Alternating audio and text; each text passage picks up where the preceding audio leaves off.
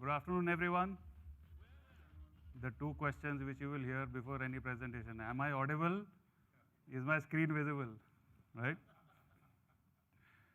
So, the Kirloskar Group is 135 years young.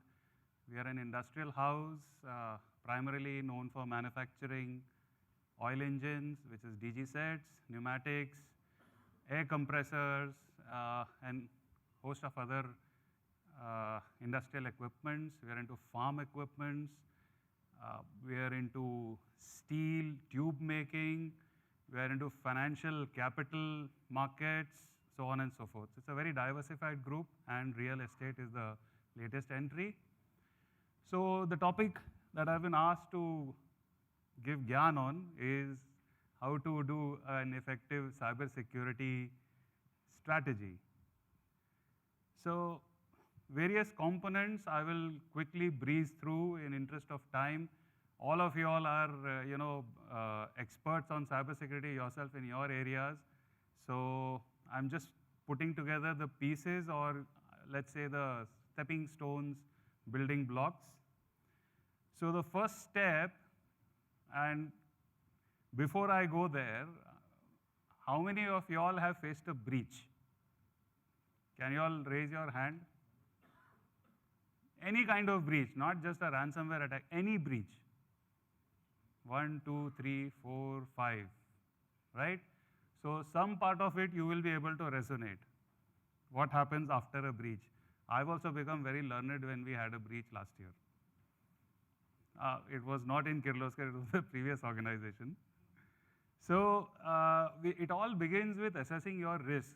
Now when we say risk, typically this is taken in as an audit point. आप अपना risk register रखो, qualify your risk, find it out, etc. And we find it to be a very boring and mundane task. But actually this is the starting point for your cybersecurity strategy. You have to list out what are the risks by classifying your data, because cybersecurity is not just about maintaining your network.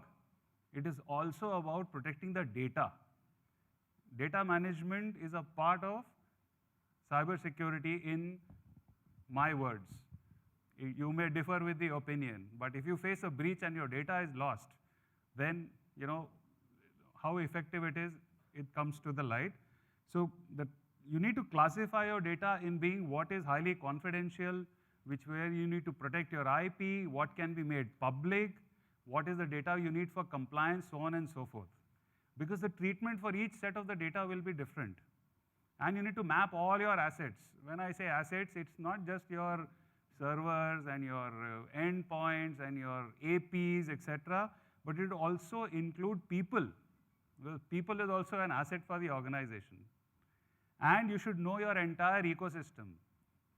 So ecosystem means it will include your customers, your vendors, because today everything is open. You collaborate with all of them, right? So you need to assess everything and you need to find out what is the weak point or what is the coverage that is required in each of these areas. The next step is communication and collaboration. This does not mean every Monday you send one anti-phishing email to your entire Active Directory users. Do not click on this, you will get an SMS. That is just an awareness campaign you are running.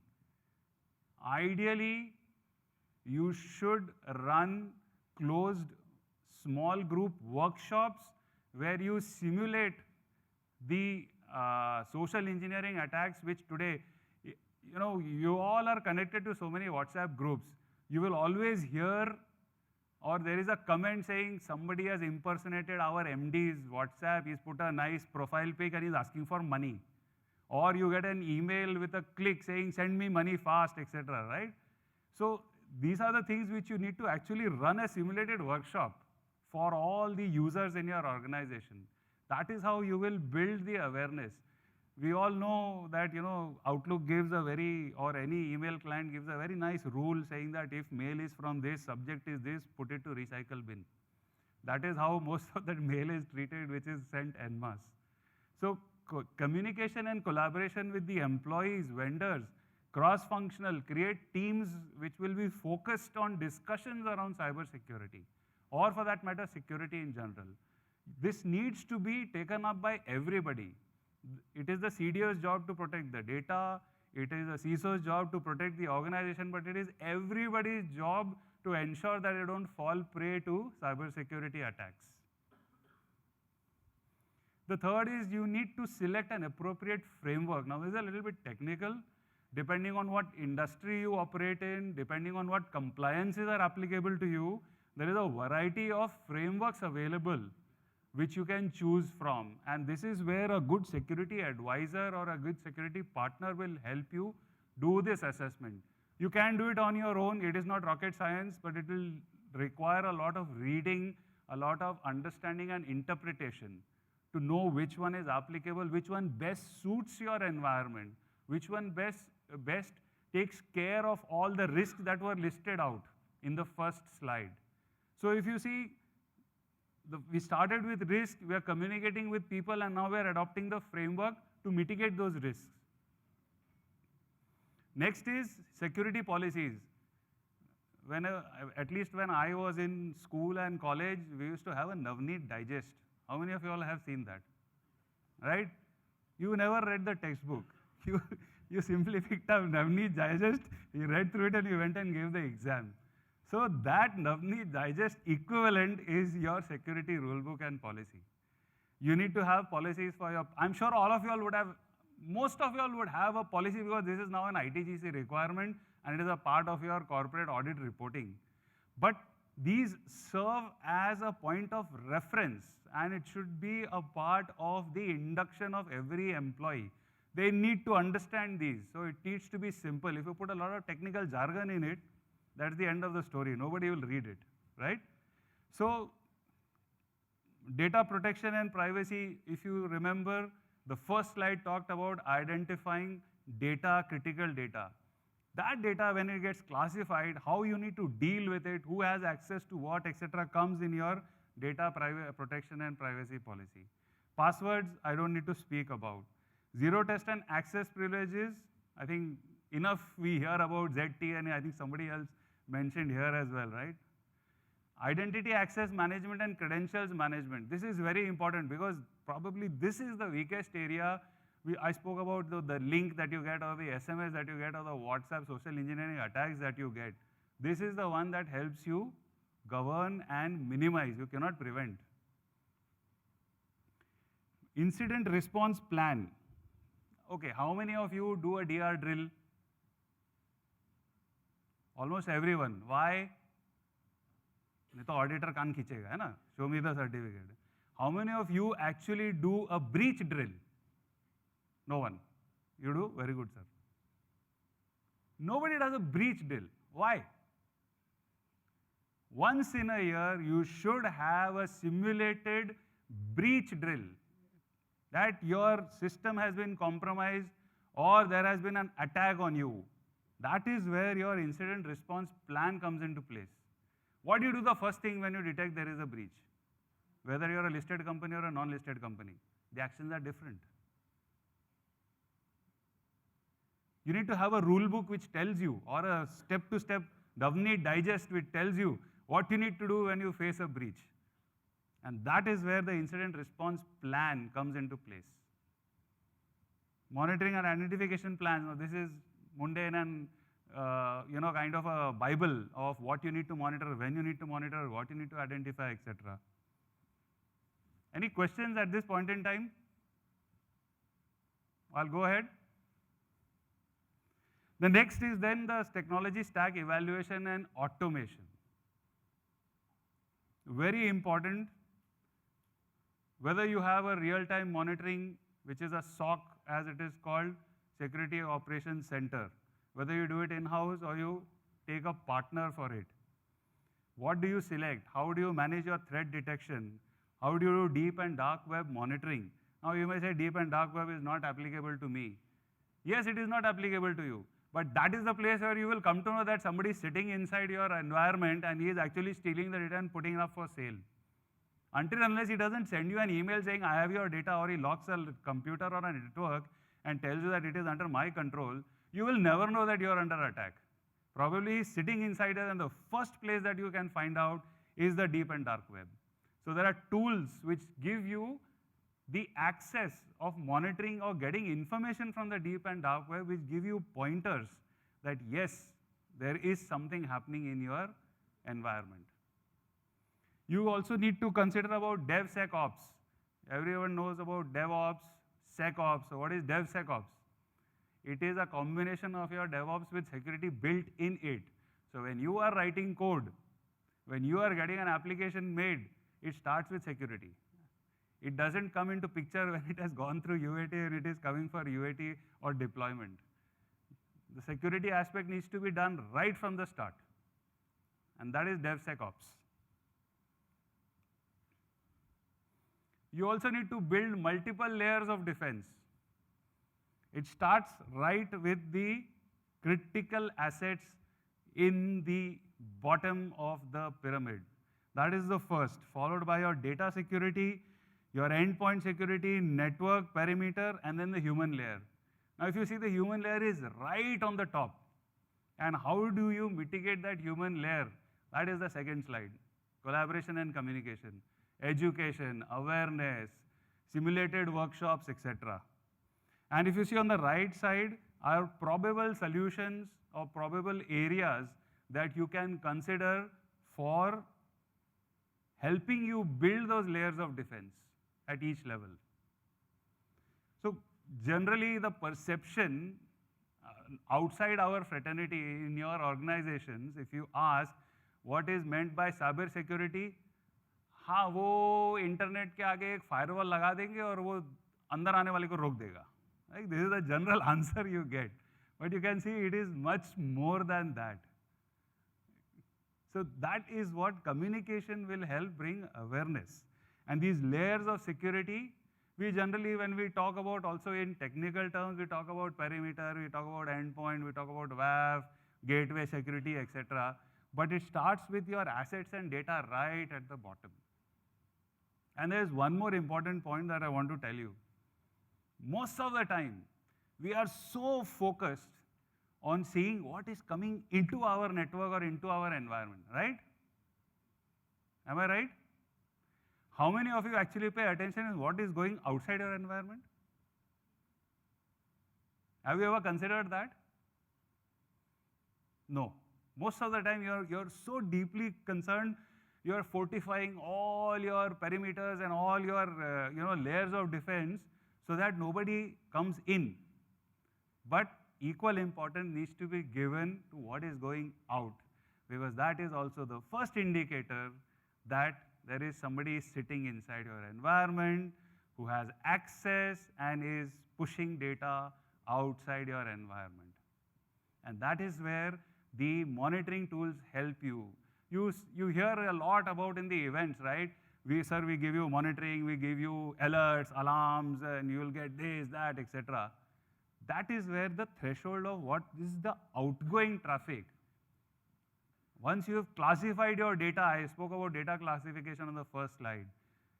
So if you go for real-time monitoring and filtering, etc., you will need to do all these steps. Otherwise, how will the detection system know that your financials are being stolen? Because it will carry a separate tag of data classification. Or if you are having some secret recipe which you want to protect, that will also have a separate tag. And if that information is flowing out, how will you trace that? So multiple layers of security help you build a very good cyber security strategy. And the last, do your basics. Many a times, what do you find as a root cause analysis? User has not updated his patching, drivers, etc. at the endpoint. Server hardening is not done. These are very basic things, right?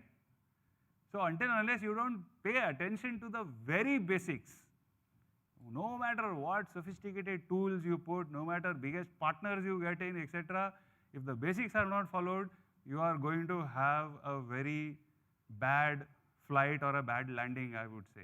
Right? There's going to be a lot of turbulence. Zero trust. Don't trust anybody. We spoke about this. Nothing to be trusted. Even if, so it's like, the rule book says that to the security guard at your gate in the plant, you tell him, if nobody is wearing this iCard, don't allow him, if he's an employee.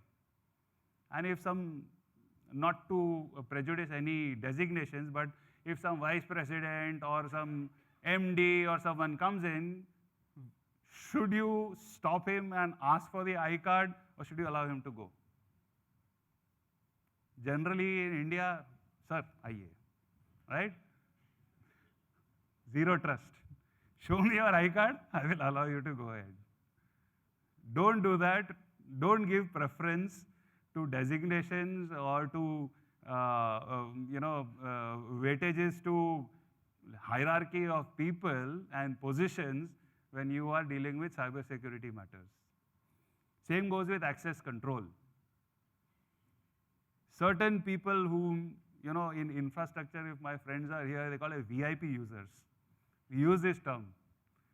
Full access to VIP users, including admin password on their laptop. They are free to install whatever they want. Why? Is that an acceptable position as far as your security posture is concerned? Is he digitally literate to understand the difference between a phishing email and an actual email?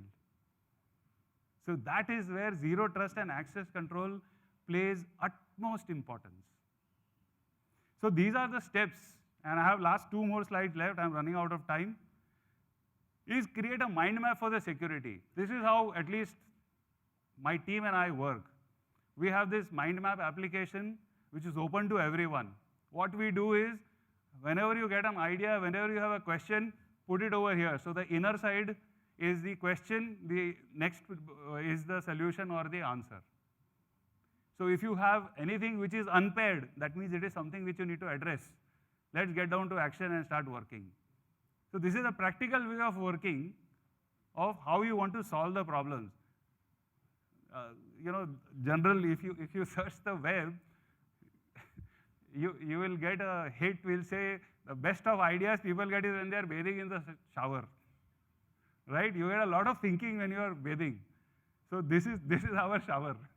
Whenever we come across anything, we open this and we put it over here. It is our food for thought for the next meeting and discussion. And publish and monitor your security posture. So this is a slide which we keep reviewing. Where am I? In the intranet and internet and intranet. Both need to be monitored, both need to be dealt separately. There are separate ways to deal with security inside and outside, and a combination of the two.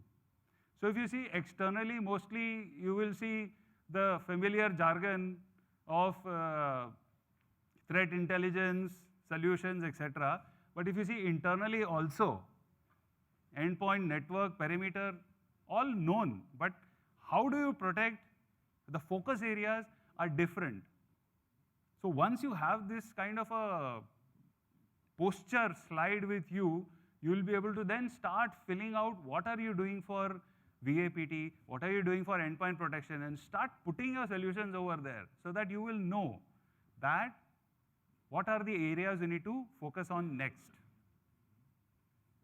And always, always, don't be afraid to ask for help, whether it is to your team, whether it is to the peer network, or whether it is to any security advisor or a partner. Cybersecurity, please don't compromise anything. You are fortunate you wouldn't have been breached by now, so very few hands. Some people don't raise their hands, that's okay. But everyone has faced something at some point in time. Zero trust, don't trust me also. This is just a guideline, but you need to work on your own. And that's all from me. I hope I was able to add value to you all. Thank you. You can connect with me on LinkedIn. I'll be happy to collaborate with you all. Thank you.